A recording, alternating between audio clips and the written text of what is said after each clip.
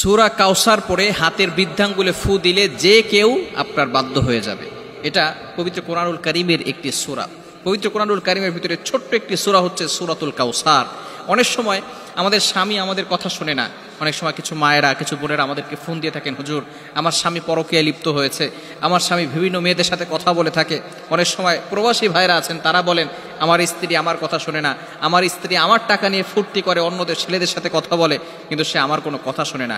এই বিভিন্নভাবে যদি তারা অন্যভাবে চলে যায়, তাহলে স্ত্রীকে বাধ্য করার জন্য অথবা স্বামীকে বাধ্য করার জন্য এই চমৎকার একটি আমল যদি আপনি করতে পারেন, আমি আপনাদেরকে জানিয়ে দিব এই নিয়মটা কিভাবে করবেন।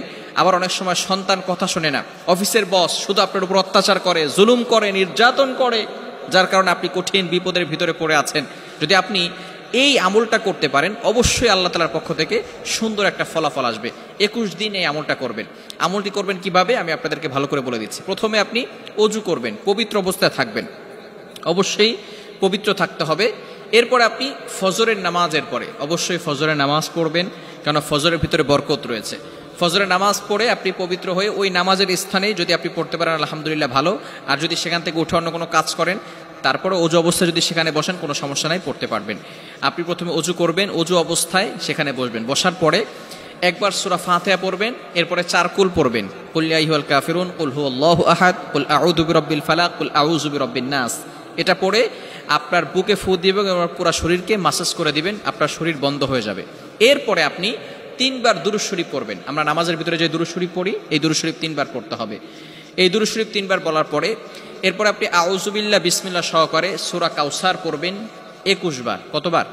সূরা কাউসার 21 বার পড়তে হবে আউযু বিল্লাহ বিসমিল্লাহ সহকারে। 21 বার পড়ার পরে আপনার এই বৃদ্ধাঙ্গুলটা এই যেখানে আমরা করগুনি 1 2 3 একের জায়গায় রেখে এরপর আপনি এটাকে মুষ্টিবদ্ধ করবেন।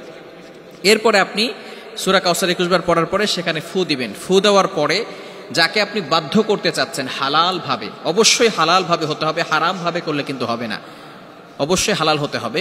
যাকে আপনি বাধ্য করতে চাচ্ছেন তার নাম 7 বার পড়বেন এবং তার পিতামাতার নাম 1 বার পড়বেন, এবং আপনি মনে মনে চিন্তা করবেন যে আমি তাকে হালালভাবে বাধ্য করতে চাচ্ছি এবং কোরআনিকভাবে তাকে বাধ্য করতে চাচ্ছি।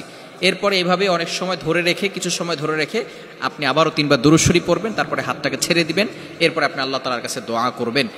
এই আমল যদি আপনি করতে পারেন ইনশাআল্লাহ 21 দিন টানা আমল যদি করতে পারেন, অবশ্যই আল্লাহ তাআলার পক্ষ থেকে ভালো একটা ফলাফল আসবে। তবে এটা হালালভাবে করতে হবে, ইয়াকিনের সাথে করতে হবে। যদি কারো ইয়াকিন না থাকে, কোরআনের প্রতি যদি কারো বিশ্বাস না থাকে, তাহলে কিন্তু কঠিন মুসিবতের ভিতরে পড়ে যাবেন। ইয়াকিন থাকতে হবে কোরআনের প্রতি এবং আল্লাহর প্রতি, যে আল্লাহ তাআলা অবশ্যই আমাকে এই কোরআনের মাধ্যমে সাহায্য করবেন।